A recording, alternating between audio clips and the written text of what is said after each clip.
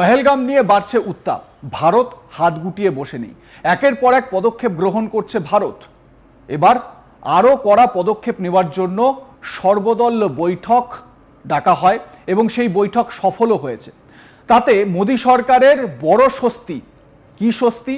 পাকিস্তানের বিরুদ্ধে লড়ার জন্য যে কোনো পদক্ষেপেই মোদী সরকারের পাশে থাকবেন মমতা, রাহুল সহ অন্যান্য বিরোধী দলগুলির নেতা নেত্রীরা। অর্থাৎ সর্বদল বৈঠক সফল হয়েছে। রাজনৈতিক দলগুলো বিভিন্ন দলমত নির্বিশেষে, নিজেদের মতামত নির্বিশেষে তারা কেন্দ্রীয় সরকারের পাশে থাকার বার্তা দিয়েছে। সর্বদলীয় বৈঠকে পহেলগামের ঘটনার বিস্তারিত ব্যাখ্যা দেন বিদেশমন্ত্রী এস জয়শঙ্কর ও গোয়েন্দা বিভাগের শীর্ষ আধিকারিকরা। সেখানে আলোচনায় গোয়েন্দা ব্যর্থতার কথা স্বীকার করে নিয়েছে কেন্দ্র। তবে এখন যে ব্যবস্থাই নেওয়া হবে তাতে কেন্দ্রের পাশে রয়েছে প্রতিটি বিরোধী দলই। লোকসভার বিরোধী দলের নেতা রাহুল গান্ধী বলেন, সব রাজনৈতিক দল একযোগে এই বর্বর হামলার নিন্দা করেছে এবং সরকারকে যে কোনো পদক্ষেপ গ্রহণের জন্য পূর্ণ সমর্থন জানাচ্ছি, এমনটাই বলেন রাহুল গান্ধী। তো রাহুল গান্ধী এই সর্বদল বৈঠক শেষে কি বক্তব্য রেখেছেন শোনাবো রাহুল গান্ধীর বক্তব্য। यूनिफॉर्मली कंडेम किया है सबने और जो हुआ है, और पूरी सपोर्ट दिया ऑपोजिशन ने सरकार को, कोई भी एक्शन यूनिफॉर्मली कंडेम किया है सबने और जो हुआ है, और पूरी सपोर्ट दिया ऑपोजिशन ने सरकार को, कोई भी एक्शन यूनिफॉर्मली कंडेम किया है सबने और जो हुआ है, और पूरी सपोर्ट दिया ऑपोजिशन ने सरकार को, कोई भी एक्शन यूनिफॉर्मली कंडेम किया है सबने और जो हुआ है। পরে সর্বদল বৈঠকে কংগ্রেস সভাপতি মল্লিকার্জুন খার্গে বলেন, সব দল মিলে সিদ্ধান্ত নিয়েছি ব্যবস্থা নেওয়া হোক। আমরা চাই যত তাড়াতাড়ি সম্ভব কাশ্মীরে শান্তি ফিরে আসুক। মল্লিকার্জুন খার্গে তিনি কি বলেছেন শোনাই তার বক্তব্য। ऑल पार्टी के साथ हुई, जो राजनाथ सिंह जी ने प्रिसाइड किया, अमित शाह जी भी वहाँ थे। हमने सब लोगों ने मिलके जो पहलगाम में इंसिडेंट हुआ है उसको सभी लोगों ने कंडेम किया, ऑल पार्टी इरेस्पेक्टिव ऑफ ये वो ऐसा कुछ। और दूसरी चीज हमने ये कहा कि कश्मीर में शांति रखने के लिए वो अच्छा प्रयास करे और वहाँ पर शांति रखना जरूरी है।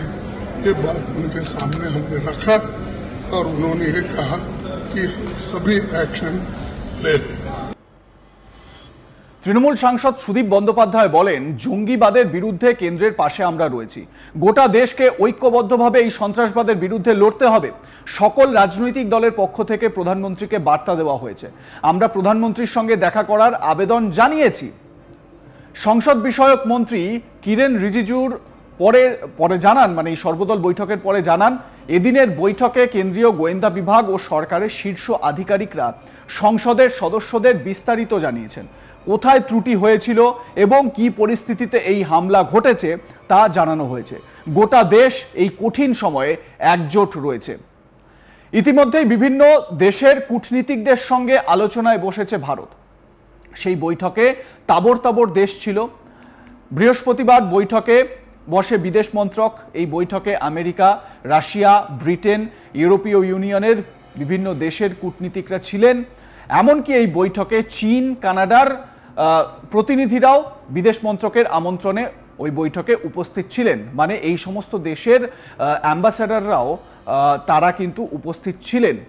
আধিকারিক সূত্রে খবর, অন্তত 20টি দেশের কূটনীতিকরা ওই বৈঠকে উপস্থিত ছিলেন। 22 তারিখে যে নির্মম ঘটনা ঘটেছে সেই ঘটনাটাই বিদেশি কূটনীতিকদের সামনে তুলে ধরেন ভারতের বিদেশ সচিব বিক্রম মিশ্রি। ভারত সবসময় বলে এসেছে সন্ত্রাসবাদের বিরুদ্ধে জিরো টলারেন্স নীতিতেই থাকবে, এবারও তার অন্যথা হবে না। তা নিয়েও আলোচনা হয় ওই বৈঠকে। ইতিমধ্যেই কাশ্মীরে হত্যাকাণ্ডের দায় স্বীকার করেছে 5 জঙ্গি গোষ্ঠী লস্করে তৈবার ছায়া সংগঠন দ্য রেজিস্ট্যান্স ফ্রন্ট বা TRF। তারপর থেকেই ভারত পাকিস্তান কূটনৈতিক সম্পর্কের অবনতি হতে শুরু করেছে। আমরা এ বিষয়ে কথা বলেছিলাম আন্তর্জাতিক সম্পর্ক বিশেষজ্ঞ শুভাশিস ব্যানার্জির সঙ্গে। শুভাশিস ব্যানার্জি আজ তাক বাংলাকে কি জানিয়েছেন শোনাবো তার বিশ্লেষণ। যে দেশগুলো বা যে European Union, Qatar, China, Japan, USA, Germany, Russia, UK এই ধরনের গ্যামাটের দেশদেরকে একসাথে নিয়ে মিনিস্টার অফ এক্সটার্নাল অ্যাফেয়ার্স বসে যখন মিটিং করছে, ধরে নেওয়া যেতে পারে 2-3টে অ্যাঙ্গেল ভীষণভাবে উঠে আসছে। এবং ব্যক্তিগতভাবে আমার মনে হচ্ছে এখানে মেরিন কোনো রকম অ্যাটাক বা মেরিন কোনো রকম অ্যালগোরিদম নিয়ে ভাবনা চিন্তা হচ্ছে। এবং দ্বিতীয় আরেকটা জিনিস, এখানে ট্রানজ্যাকশনাল স্যাংশন হতে পারে আরও বেশি করে। এবং বহু দেশ এমন আছে যারা ওয়ার্ল্ডের ইকোনমিক কন্ট্রোলের সাথে ডাইরেক্টলি রিলেটেড এবং অয়েল ইকোনমিক্স বা অয়েল ডাইনামিক্সের সাথে ডাইরেক্টলি রিলেটেড। সেখানে অয়েল, এনার্জি, ট্রানজ্যাকশনাল ইকোনমি এবং তার থেকেও বড় যে স্যাংশনসগুলো আসতে পারে ইউরোপিয়ান ইউনিয়নের পক্ষ থেকে, সেটা পাকিস্তানকে ডাইরেক্টলি ইকোনমিক হিট করার জন্য যথেষ্ট। এবং আমার কোথাও গিয়ে যেন মনে হচ্ছে যে অ্যাকুয়া বা মেরিন এই ধরনের শব্দগুলো আজকের থেকে কিছুদিনের মধ্যে খুব বেশিভাবে ব্যবহার হতে চলেছে। কারণ ওয়াটার লেভেল কোনো একটা অ্যাটাকের কথা বা কোনো রকম প্ল্যানিং বা কোনো রকম বৃহত্তর একটা অ্যালগোরিদমের কথা ভাবনা চিন্তা চলছে। ইউরোপিয়ান ইউনিয়নের বিভিন্ন রকম ট্রানজ্যাকশনের সাথে পাকিস্তান এর আগেও যুক্ত ছিল। তাই ইউরোপিয়ান ইউনিয়ন যদি কোনোভাবে উইথড্রল স্ট্যাটাসে পাকিস্তানের সাথে যায়, পাকিস্তানের ইকোনমি ধূলিসাৎ করে দেওয়ার পক্ষে সেটা যথেষ্ট। কাতার একটি ইসলামিক কান্ট্রি এবং কাতার ভীষণভাবে পেট্রোলিয়াম এবং গ্যাসের one of the highest revenue makers. সেখানে কাতার এবং ইউরোপিয়ান ইউনিয়ন এই দুজনের প্রেজেন্স ভীষণ ইম্পর্ট্যান্ট।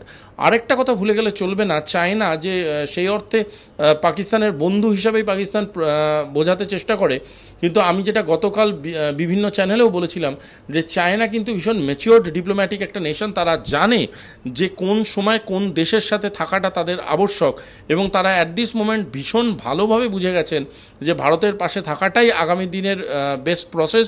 এবং তাই মনে হচ্ছে চায়না একটা ক্লিয়ার স্ট্যান্ড নেবে। এবং ইউএসএ অ্যাজ এ হোল আগের দিনও স্টেটমেন্ট করেছে, রাশিয়া অ্যাজ এ হোল আগের দিনও স্টেটমেন্ট করেছে। সুতরাং এটা ক্লিয়ারলি আমরা বলতে পারি যে ভারত একটা সিন্ডিকেটিভ অ্যাপ্রোচ এবং ভারত একটা কম্পোজিট অ্যাটাকের দিকে এগিয়ে চলেছে, যেটা পাকিস্তানকে ধুলোয় মিশিয়ে দেওয়ার লক্ষ্য নিয়েই তাদের পরবর্তী স্টেপ হতে চলেছে। পহেলগামের জনপ্রিয় ম্যাগি পয়েন্ট বা মিনি সুইজারল্যান্ডের ভাইসরনের মাঠ, সেইখানেই পর্যটকরা জমিয়েছিলেন ভিড়। সেখানে তারা আনন্দ উল্লাস করছিলেন। তারা কি জানতেন এই আনন্দ উল্লাস, হাহাকার, চিৎকার, স্বজন হারার যে বেদনা, সেই বেদনায় পরিণত হবে। হামলায় প্রাণ হারিয়েছেন অন্তত পক্ষে ২৬ জন। বেসরকারি মতে সেই সংখ্যাটা আরও বেশি। আহতের সংখ্যাও কম নয়, সেই সংখ্যা ৫০ পার করেছে। মনে করা হচ্ছে মৃতের সংখ্যা আরও বাড়তে পারে, কারণ আহতদের মধ্যে কয়েকজনের অবস্থা আশঙ্কাজনক। স্থানীয় সূত্রের খবর, প্রায় ৪০ মিনিট ধরে জঙ্গিরা এই তাণ্ডব চালায়। রীতিমতো পরিচয় জেনে জেনে তারপর হিন্দুদের বেছে বেছে খতম করা হয়। আপনারা এই বিষয়টিকে কিভাবে দেখছেন? আপনাদের মতামত জানান। দেখতে থাকুন আজ তাক বাংলা। সাবস্ক্রাইব করুন আমাদের ইউটিউব চ্যানেলটি, বেল আইকন প্রেস করুন নোটিফিকেশন পেতে।